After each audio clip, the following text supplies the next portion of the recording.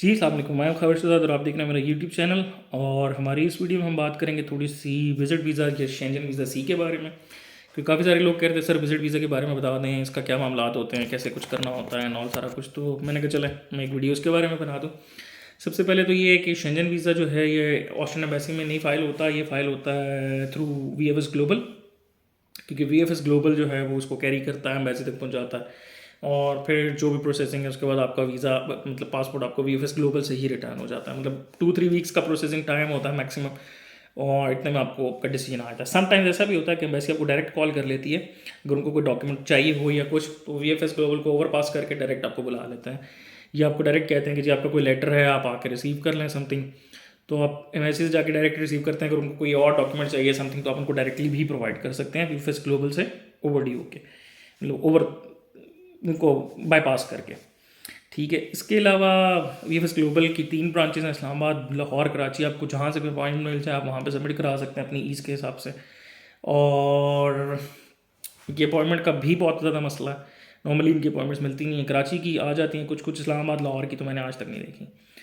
और मुझे बुक करनी हो तो मैं क्या करता हूँ नॉर्मली, मैं क्योंकि मेरे रिलेटिव्स आते रहे हैं या आ रहे हैं या कुछ ऐसे भी, तो मुझे इसका एक्सपीरियंस है थोड़ा सा। या तो VFS ग्लोबल के बाहर टाउट बैठे हुए हैं जो अपॉइंटमेंट्स बेचते हैं, जिनके अंदर लिंक्स हैं, वो डिपेंड करता है, कोई 10,000 भी मांगता है, कोई इंटरनेशनल फ़ोन नंबर दे के 30,000 भी मांगता है। तो और बाद में आप उनके पास कोई लोकल बंदा भेज रहे हैं तो वो 10,000 में या 8,000 में भी बात मान जाते हैं। तो कोई तो इस तरह अपॉइंटमेंट्स भेज रहे हैं, वेरी अनफॉर्चुनेट, लेकिन इट्स द रियलिटी, हम पाकिस्तान में रहते हैं। और उसके बाद दूसरा ये कि मैंने एक आध दफ़ा VFS ग्लोबल को ईमेल की कि मुझे इस तरह अपॉइंटमेंट नहीं मिल रही, मैं काफ़ी टाइम से ढूंढ रहा हूँ, तो व्हाट शुड आई डू। उसका जवाब उन्होंने वही होम्योपैथिक आंसर दिया, हम ढूंढते रहे हैं, हम खोलते रहते हैं डिफरेंट स्लॉट्स में, आपको ईमेल मिल जाएगी अपॉइंटमेंट, ये वो फलाना। फिर मैंने उनको ज़रा थोड़ा सा जवाब दिया कि यार खुदा का वास्ता है, मैं 3 महीने से ढूंढ रहा हूँ, नहीं मिल रही। तो फिर उन्होंने मुझे ना एक फॉर्म सेंड कर दिया कि आप अपनी डेट लिख के प्रेफरेबल भेज दें तो हम आपको वॉक इन दे देते हैं appointment. Then they gave me a walk in appointment. ठीक है, तो आप इस तरह ट्राई कर सकते हैं।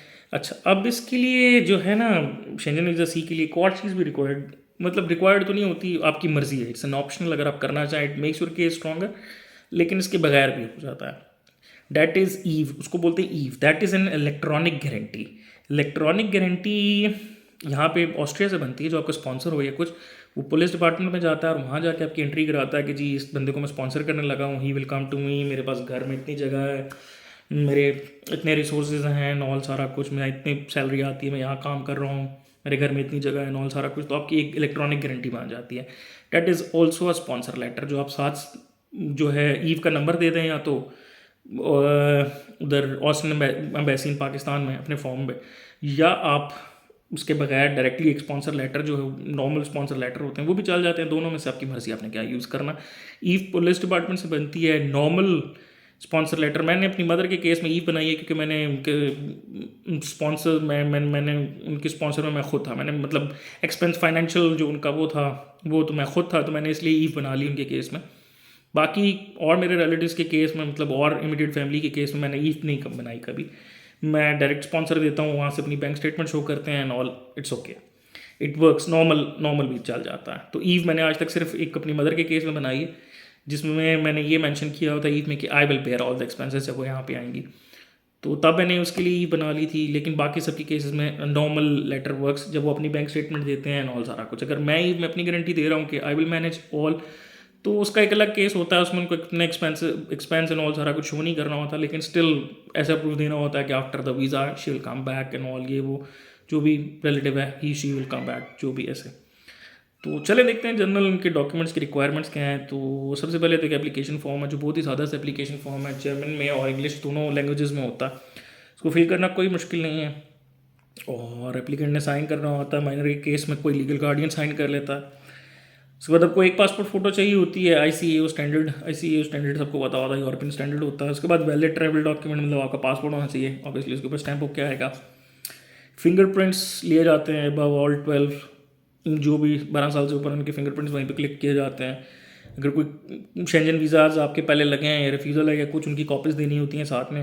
और वो सब कुछ साथ देना होता है कि कब अगर कोई था शेंजन वीज़ा पहले तो वो भी सबमिट करना होता है, अगर कोई रिफ्यूज़ल था तो वो भी। उसके बाद copy of the national ID card CNIC, ये लिस्ट जो है ये अभी रिसेंटली ऑस्ट्रेलियन एम्बेसी से मेरे पास आई है, क्योंकि मुझे किसी अपने रिलेटिव के लिए चाहिए थी, तो ये लिस्ट आई है। मतलब ये बिल्कुल अभी नहीं है, अगर किसी को चाहिए तो मेरे से ले सकता है।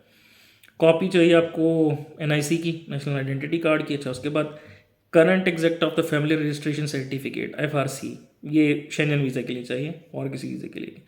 उसके बाद वीज़ा फ़ी है जो आपने पे करनी होती है PKR में, इक्वलेंट 12 साल से ऊपर के लिए 60 यूरोज़, और 6 से 12 ईयर्स जो हैं उनकी 35 यूरोज़, और बाकी जो 6 से नीचे हैं मतलब वो फ्री ऑफ चार्ज है। उसके बाद आपको एक रिटर्न फ़्लाइट टिकट देनी होती है कि आप इस डेट को जाएंगे और इस डेट को वापस आएंगे। और उसके बाद ट्रैवल मेडिकल इंश्योरेंस देनी होती है आपने। मेडिकल इंश्योरेंस जो है वो ज़ाहिर है वो आपने प्रोवाइड करनी होती है। वो काफ़ी डिटेल्ड हम बात कर चुके हैं कि ट्रैवल इंश्योरेंस क्या होती है नॉन, मतलब मैं बताता रहता हूँ बच्चों को साथ साथ। उसके बाद प्रूफ ऑफ अकोमोडेशन आपने देना है। प्रूफ ऑफ अकोमोडेशन में होटल रिजर्वेशन हो सकती है, या आप किसी के साथ रह रहे हैं तो अपने स्पॉन्सर लेटर में मेंशन करेगा। उसके बाद प्रूफ ऑफ फाइनेंशियल मीन्स आपने देनी है, ज़ाहिर है बैंक स्टेटमेंट एंड ऑल। अगर कोई स्पॉन्सर आपको स्पॉन्सर करेगा तो फिर तो वो ईव बना ले तो ज़्यादा बेहतर है, वरना फिर उसको अपनी सारी बैंक स्टेटमेंट, अपनी डिटेल्स एंड अपना सारा कुछ देना पड़ता है। उसके बाद minor under the age of 18 original and copy of the birth certificate भी देना पड़ता है, ठीक है। और अगर हो तो साथ पेरेंट्स मैरिज सर्टिफिकेट भी। अच्छा, उसके बाद जो है ये हमारे लिए नहीं है, ये अफ़गानीज़ के लिए प्रूफ ऑफ लीगल रेजिडेंस इन पाकिस्तान, ठीक है, या अफगानिस्तान में, ये उनके लिए हमें नहीं चाहिए। अच्छा, अब इसके बाद आगे इसकी कैटेगरीज हैं। कुछ टूरिस्ट हैं, जो सबसे पहले जिसमें कैटेगरी है टूरिस्ट। टूरिस्ट के लिए confirmation of the applicants company या एम्प्लॉयर जो बुला रही है उसको for a visit visa. Proof of self employment कि वो कहाँ पे काम करता है। Proof from the educational institute if applicable है ये सब कुछ। तो अगर आपका एप्लीकेबल है, मतलब कोई बच्चा आ रहा है कुछ जो पढ़ता है समथिंग, तो वो कंफर्मेशन देगा एजुकेशनल इंस्टीट्यूशन से कि पढ़ रहा है नॉल सारा कुछ। Proof of entry permit of the country of final destination in case of transit, अगर आप ट्रांजिट कर रहे हैं तो आपने फाइनल जहाँ पे जाना है तो उसका वीज़ा आपको प्रोवाइड करना होता है। इसके बाद जी बिज़नेस सेमिनार ऑफिशियल विजिट्स के लिए वो ज़ाहिर है उसके लिए कंफर्मेशन एम्प्लॉयर की चाहिए। Proof of self employment, invitation from the company, इसी तरह ईव इस केस में भी चाहिए होती है। तो ये सारी चीज़ें बिज़नेस वगैरह के लिए। फैमिली विजिट के लिए प्रूफ ऑफ फैमिली रिलेशनशिप वो FRC में दे सकते हैं, या वो स्पॉन्सर जो लेटर भेजेगा ऑब्वियसली उसके अंदर मेंशन करेगा, तो that is also proof. Prove how contact was establish with the party issuing the invitation, ये इफ एप्लीकेबल है। मतलब अगर कोई आपकी फैमिली से बाहर है या कुछ कज़न है या समथिंग लाइक दैट, तो फिर वो प्रूफ ही देना पड़ता है कि इसके साथ आपकी बातचीत कैसे हुई, आपने कैसे उसने बुलाया है और सारा कुछ। और proof of authorisation of the legal residence of the inviting party Austria, ये जी प्रूफ आपको देना पड़ता है कि अगर वो आपके पास आके रह रहा है समथिंग, तो उसकी मतलब जो ऑथराइजेशन है इनवाइटिंग जो पार्टी है ऑस्ट्रिया में, उसका कोई डॉक्यूमेंट, नॉर्मली मेडले सेटल होता है या कुछ समथिंग लाइक दिस, वो भी आपको सबमिट करना होता है, ठीक है। इसके बाद इसमें film crew producer, crew member, Austrian partner, other ये जो फिल्म वाले बेचारे हैं उनके लिए। बाकी ये सब डॉक्यूमेंट्स जो हैं आपको ओरिजिनल में सबमिट करने होते हैं, और उसके बाद एक कॉपी भी होती है, और मतलब 2 सेट आपको सबमिट करने होते हैं। और इसके बाद एम्बेसी को अगर कुछ चाहिए होता है तो आपसे मांग लेती है। और यहाँ पे लिखा process take minimum of 4 weeks, in some cases up to 8 weeks, depend करता है कितने टाइम के लिए है। तो we recommend to apply well through in advance, we can not guarantee a time we process if the application has been submitted on a short notice. ये उसके अपने एम्बेसी के मामला आते हैं। और embassy can not be held responsible for any financial losses nor can the visa fee be refunded. तो ये तो एक अंडरस्टूड सी बात है। तो ये सब कुछ था वीज़ा सी के लिए। अगर आपके कोई क्वेश्चन हो तो प्लीज़ मुझे बताइएगा। मेरी इन्फॉर्मेशन अच्छी लग रही है तो मेरे चैनल को सब्सक्राइब करें। Thank you so much for watching. अल्लाह हाफिज़।